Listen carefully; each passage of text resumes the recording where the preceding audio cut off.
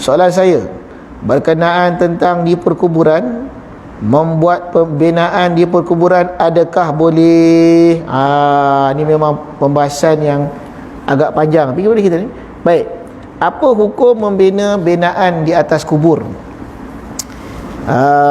Yang Rasulullah kata Rasulullah marah, larangan, Rasulullah melarang membuat binaan yang macam mana? Apa bunyi hadis tadi tu? Binaan yang asal yang dilarang dalam hadis tu as-sanam, yang berbentuk seperti bonggol unta, bentuk begitu. Kenapa Rasulullah melarang membuat binaan seperti bonggol unta? Kerana menyerupai kubur-kubur Kristian pada zaman dulu. Kubur-kubur orang-orang soleh Kristian zaman tu, mereka buat macam tu dan mereka sembah kubur tu.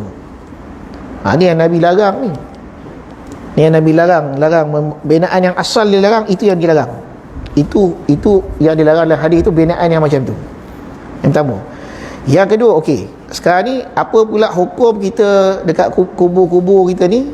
Kita bina binaan dengan maksud binaan supaya kubur ni kekal.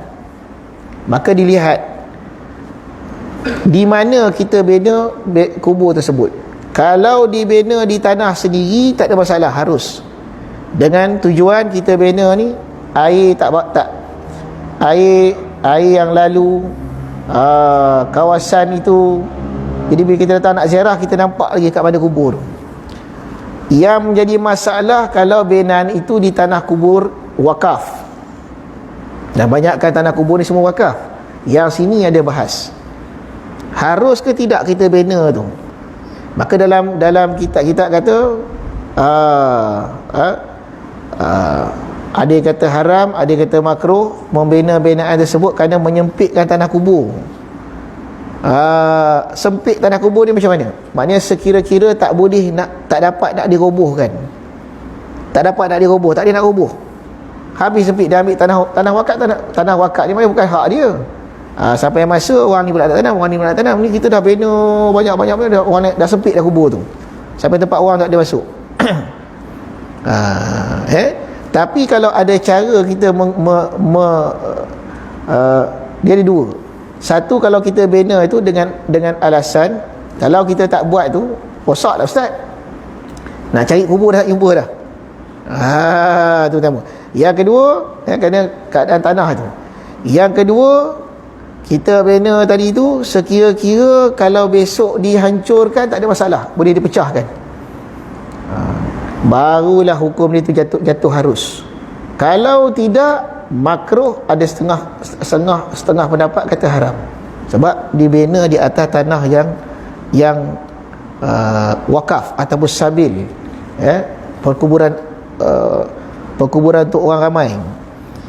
Lepas tu kalau saya tengok kalau kubur di belah Kedah tu simple. Ulama' dia punya kubur simple dia, kalau tu sikit. Kalau kat Negeri Sembilan ni dia buat cantik sikit lah. Apa hukum buat cantik sikit ni? Khilaf ulama'. Macam saya kata dia, tu khilaf ulama'. Nak kita kata confirm haram, tak boleh langsung. Tak, ada khilaf kat situ, atas dasar-dasar yang telah disebut tadi tu. Yang ditentang sampai bina sebesar-besarnya, naik pagar pula.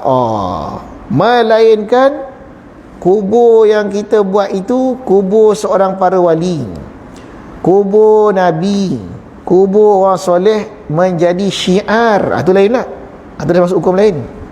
Sebab dengan adanya kubur yang seperti itu, makam Syekh Said dia buat cantik, elok, orang boleh ziarah, orang tengok makam tersebut, bertambah iman dia. Maka hukum dia sunat pula macam tu. Sunat pula. Sebab mentakzimkan orang alim tu bukan masa hidup je, masa mati pun kita takzim juga, sampai pada kubur itu. Wa may yu'azzimu sya'airallah fa innaha min taqwal qulub. Siapa yang membesarkan syiar-syiar Allah, itu termasuk daripada ketakwaan hati. Jadi ada perincian itu. Jangan kita jadi macam Wahabi, haram bina-binaan, pecah semua, hancurkan semua. Sampai makam-makam Rasulullah pun nak dihancurkan ni. Kalau dulu tuan-tuan ziarah di Mekah, di Madinah, kalau tengok gambar-gambar lama, di setiap kubur-kubur para sahabat, di setiap kubur anak-anak Nabi, kubur-kubur keluarga Nabi sallallahu alaihi wasallam, sahabat dia ada kubur. Jadi bila kita ziarah tu kita terasa kebesaran. Kita masuk kita nampak inilah dia ulama, inilah dia sahabat, inilah dia tabi'in. Kita terasa dalam hati kita ni inilah orang yang patut dimuliakan. Tapi kalau sekarang ni kubur anak Nabi tu batu gitu, tak ada kemuliaan. Bukan kita nak menyembah kubur itu, kita hendak memuliakan orang dalam kubur ni kerana dia ada kait dengan Nabi sallallahu alaihi wasallam.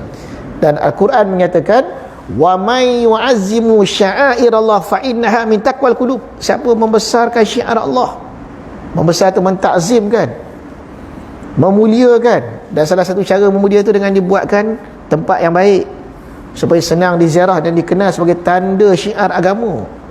Maka sungguhnya itu daripada ketakwaan hati seseorang itu. Tapi sekarang kenapa? Kerana mentafsir, memahami macam tadi dia kata tu, hadis dan Al-Quran dengan pahaman yang sempit. Nabi larang membina binaan takut. Binaan yang macam mana?